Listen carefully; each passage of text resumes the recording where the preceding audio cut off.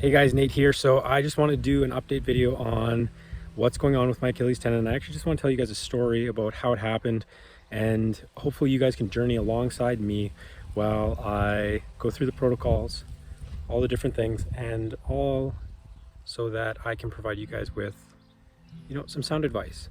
As this is my second time going through this. My first time, I actually ruptured my left side playing basketball late at night, pushed off, heard a pop. Actually, I didn't hear a pop. It just felt like someone hit me with a 2x4.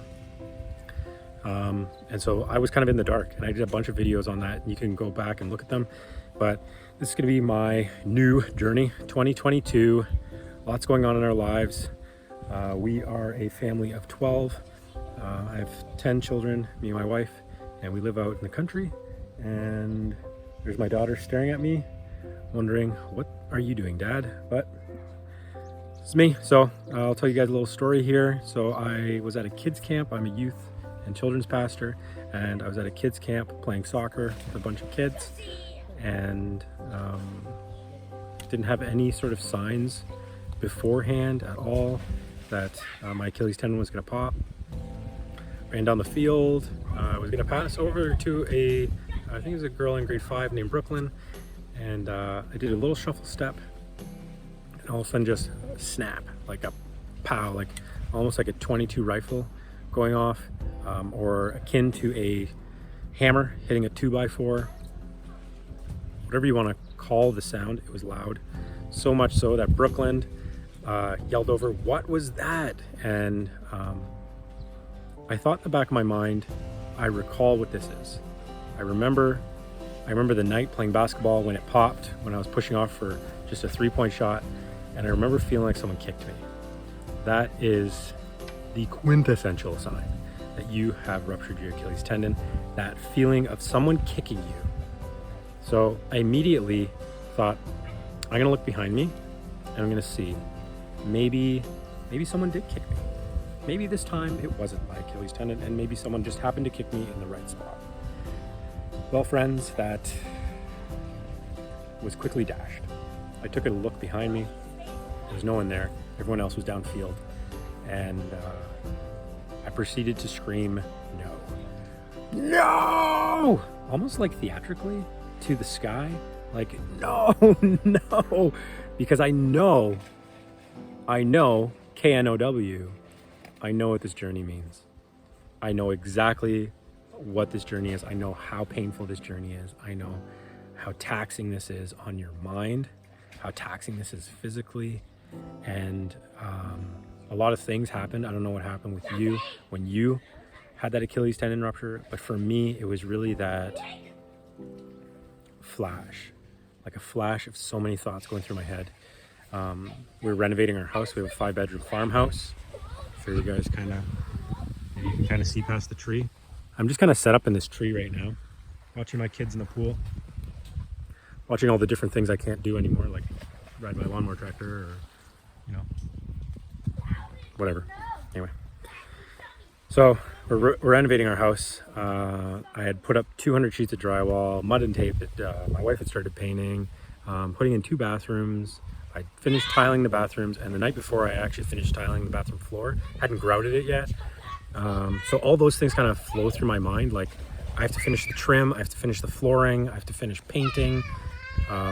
There's a bit of drywall on the main floor I still have to finish. I am a youth pastor as well, so we had an event on Friday at a trampoline park, so I wasn't going to be going there. Oh, here's our dog, Annie, my daughter's dog, Annie. Hey, Annie. And all those things flashed through my mind, and I'm sure that that's where you are at as well. Like, what does this mean? What can I do? What can I not do? Where am I going to go from here? Well, I can tell you folks, this is a long journey. This is going to be long, and you can't push it. You can push it as far as your protocol goes, but just don't push too far, because there are so many stories of people that ended up re-rupturing, and you don't want it. That's like taking 3 steps forward and 4 steps back, and you really don't want to do that.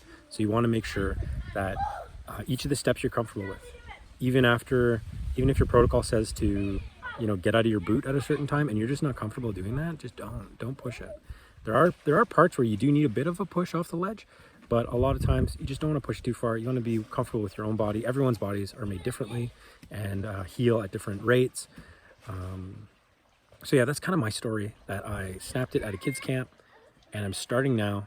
I just had an ultrasound today, so that was fun.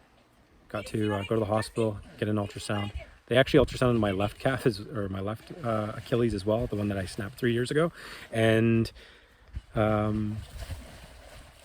she was surprised how huge it was. She's like, that is a massive ball of scar tissue. So she said my left Achilles is so much thicker than my right Achilles, which I snapped today. I have snapped it in a way that is not complete, but nearly complete.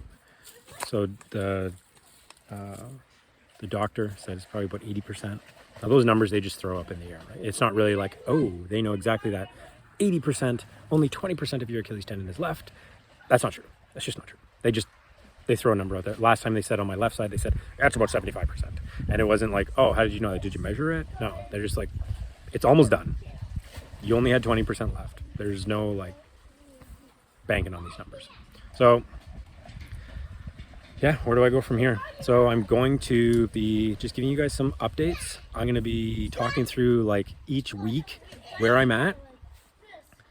My first physiotherapist appointment is next week. I've booked that already. It's not a referral.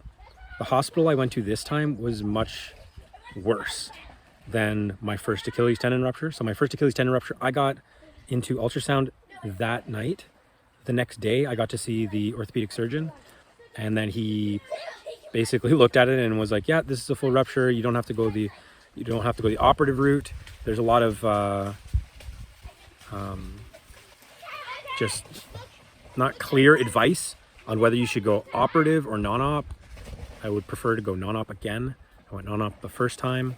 I'm not a super active human being. I'm 6'2", 180 pounds, 190 pounds. I'm fairly active. I don't work out all the time or anything like that. I do have 10 kids, so I guess that's hard, but I don't know. Anyway, non-op is okay for me. That's what I'm trying to say.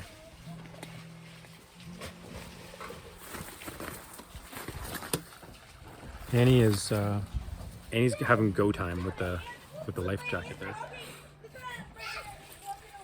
So yeah, so far, emergency room.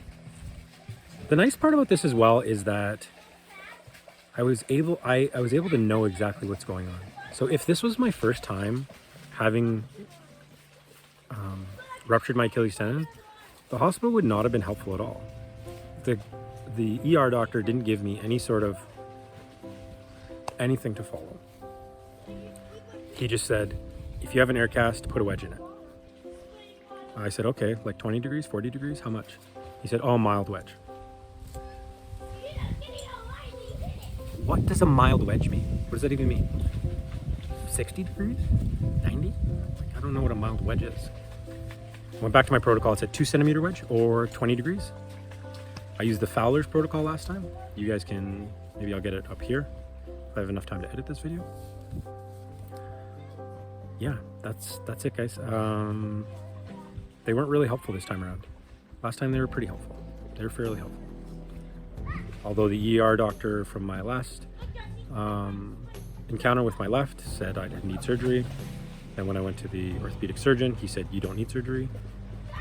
So that was a little bit confusing. But I think this is gonna be better this time around. Only because I know what to expect is really it. It was almost a process of self-diagnosis in that as soon as it snapped, I knew what happened. I knew what to do.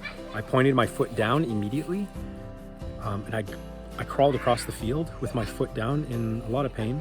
I'm not gonna lie, it was not just physical pain, it was like emotional pain, just knowing the road that was ahead. Had a little cry to myself in that, like, I can't believe this is happening to me again.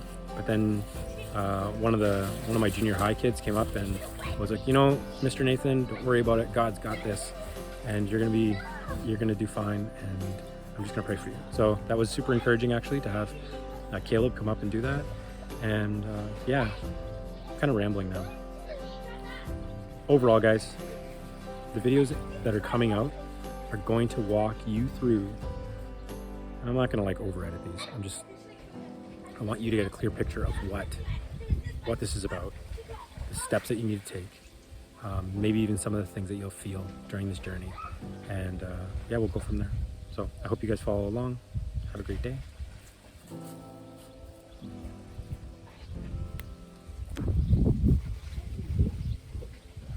And he's taking off. And yeah, who knows from here? Maybe we'll do a little bit of a vlog series or something. Or, I don't know. If you guys want to know more about my family and you want to see more like a vlog style kind of thing, let me know. And maybe I'll do that. Anyway, this video has gone on for almost 12 minutes now.